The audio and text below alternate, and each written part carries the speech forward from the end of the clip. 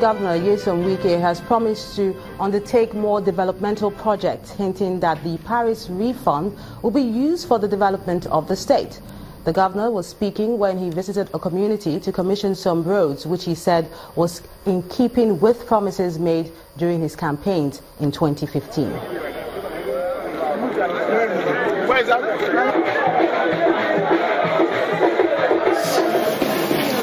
We met to them in 2015 when we were looking, when we were begging, when we were soliciting for their votes.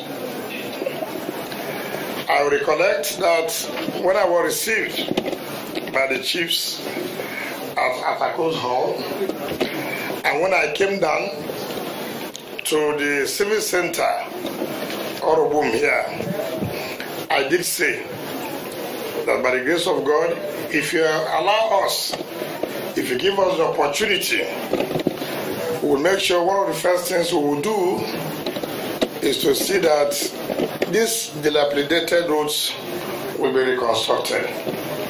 To the glory of God, we are here today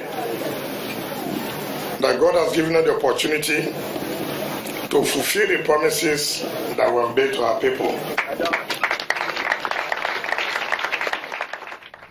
Governor of Rivers State Nyesom Wike. The rainy season comes with gains and sometimes pain. For instance, farmers would always pray for rain, but people who live in flood-prone areas would definitely dread a downpour. But there are health hazards that come with the rain, and one of such is cholera. In our Focus on Health tonight, our correspondent, Mary Alale Yusuf, tells us what health experts have been doing to ensure the spread of cholera is contained during this season.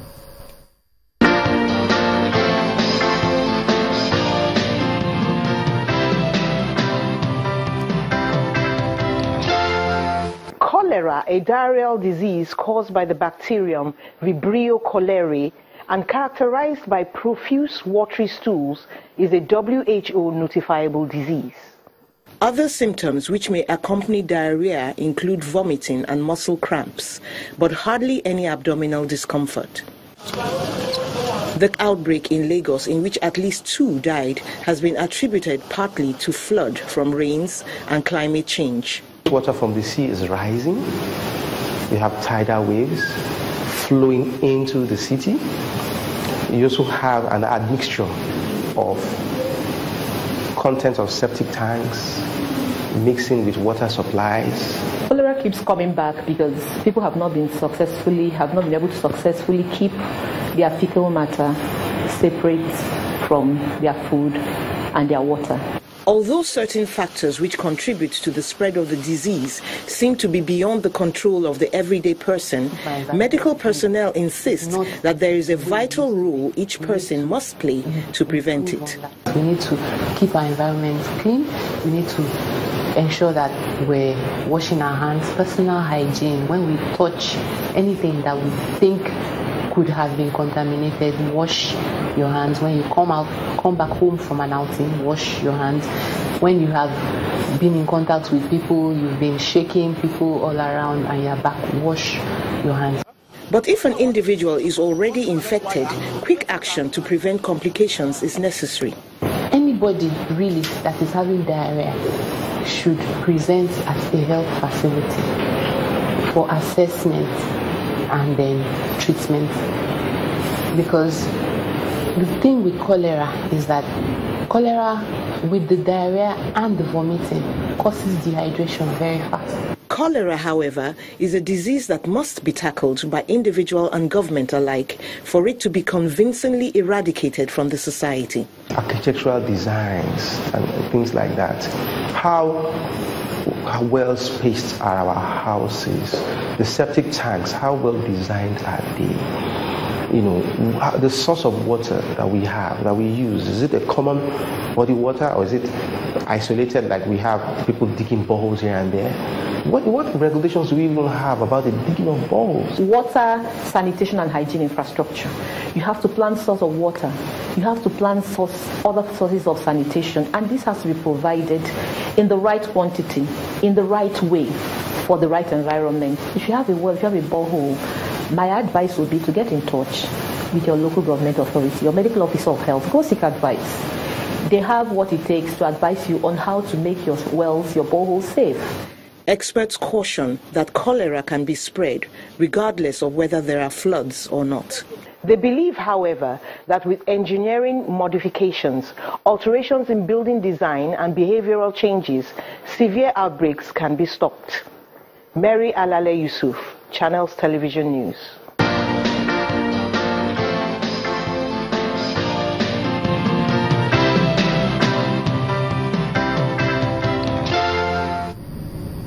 The 2017 farming season has begun in Anambra State with a call from the governor for more youth to participate in farming. Governor Obiano assured the gathering in Awka that his target is to buy more farming equipment, which will ensure better yields this year. It's a beehive of activities at the Dr. Alex Ekweme Square in Awka, the Anambra State capital.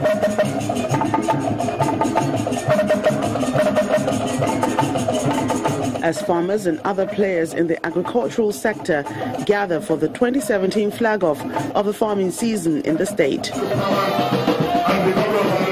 The governor arrives to loud cheers. But it's a crop show that attracts his attention as he inspects what each farmer group has on display.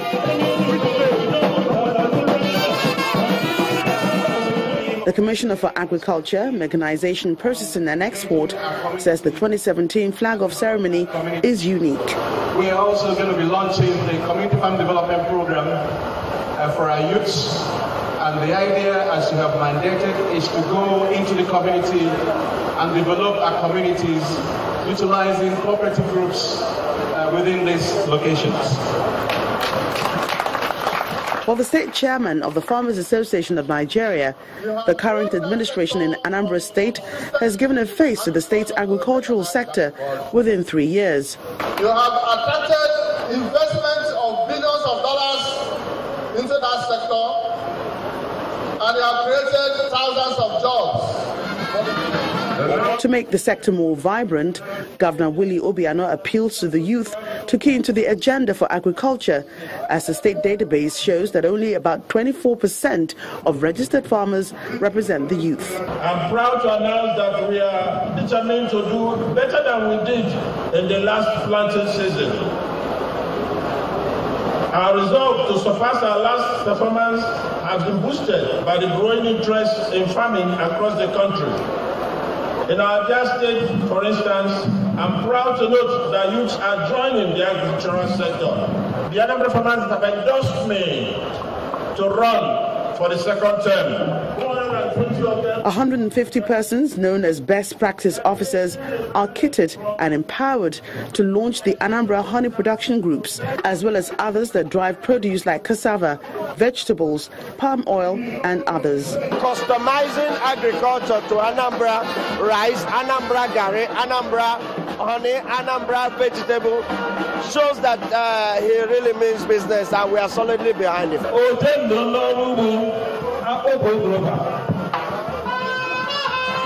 The Anambra State government says achieving the vision of food sufficiency is the driving force behind its continued support of the agricultural sector in the state. And Wanwudu will be telling us how the stock market closed in the final full trading days of July.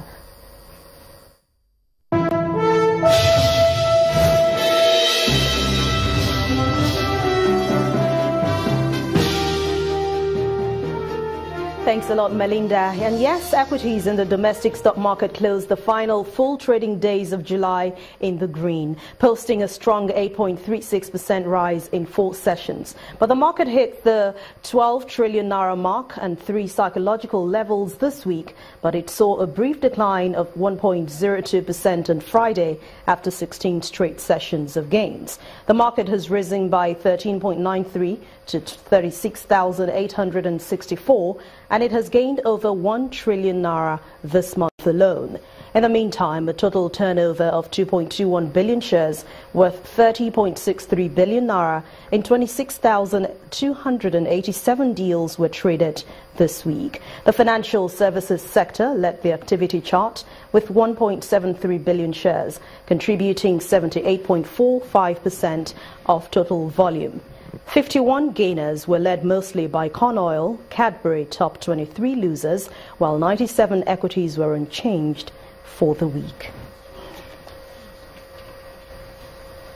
As for the bond market, it was a relatively quiet week with soft activities across all ends of the curve, moving average yields 4 basis points northward to close at 16.32%. But modest sell-offs at the mid and the long segments of the curve caused yields to expand 6 basis points and 5 basis points respectively, while yields contracted 1 basis point at the short end.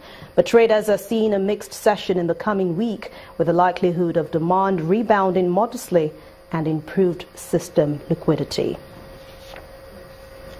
Let's go to the money market now, where the overnight rates contracted by 909 basis points to 5.83% from last week's 14.92%. Analysts at Codrus Capital attribute this rate contraction to improvement in system liquidity following notable inflows from OMO repayment valued at 65.03 billion naira, the FAC allocation of 652.23 billion naira to the 3 tiers of government, and bond maturity valued at 20.99 billion naira. The Apex Bank attempted subduing the impact of the inflow by allotting 198.02 billion naira worth of OMO bills during the week, in addition to forex sales, all valued at $195 million.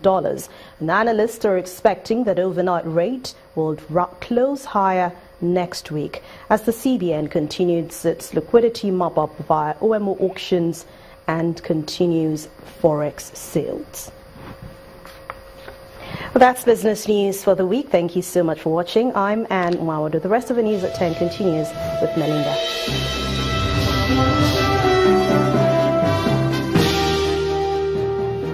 Many thanks, Anne. It appears plans to convert the Nigerian Stock Exchange into a public liability company may soon become a reality, as financial regulators and industry players are supporting this move.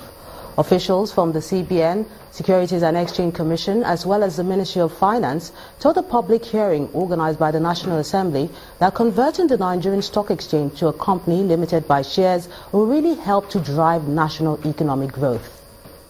I want him to introduce himself. A unique topic has drawn these major players in the finance sector to a public hearing in the National Assembly. They are pondering over a bill on the demutualization of the Nigerian Stock Exchange. This bill seeks to convert the Nigerian Stock Exchange from a company limited by guarantee to a public company limited by shares. In line with the capital market. It is a bill which these lawmakers and indeed the National Assembly are giving unflinching support to. In line with the capital market master plan, the proposed demutualization of the Nigerian Stock Exchange aims at, amongst others, promoting efficiency in the creation and harnessing of capital, as well as creating liquidity in the market and adopting and strengthening corporate governance best practices. The Chief Executive Officer of the Nigerian Stock Exchange explains the benefits of the anticipated legislation. Demutualization is a term used to describe the transition from a mutual association of exchange members to a limited liability company accountable to shareholders. Essentially, demutualization separates ownership and voting rights from the right of access to trading on an exchange. It's time to hear from the financial regulators on their views toward the proposed bill. So the demutualization of the NSE will provide access to global capital markets and the capital required for business development. This demutualization process is part of the Commission's 10-year Capital Market Master Plan. And the Commission, under the able leadership of Mr. Munir Gwazo, has continued to passionately pursue the initiatives in this Capital Market Master Plan and has actually recorded results in these initiatives in this document.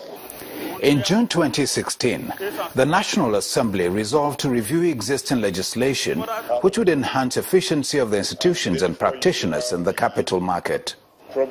According to these experts, the passage of the demutualization bill is the way to go in enhancing competence in the capital market. My brother over there. Still ahead on the news at 10. 2 killed, 17 others injured in stampede at South Africa's biggest stadium. That's in sports news. Stay with us.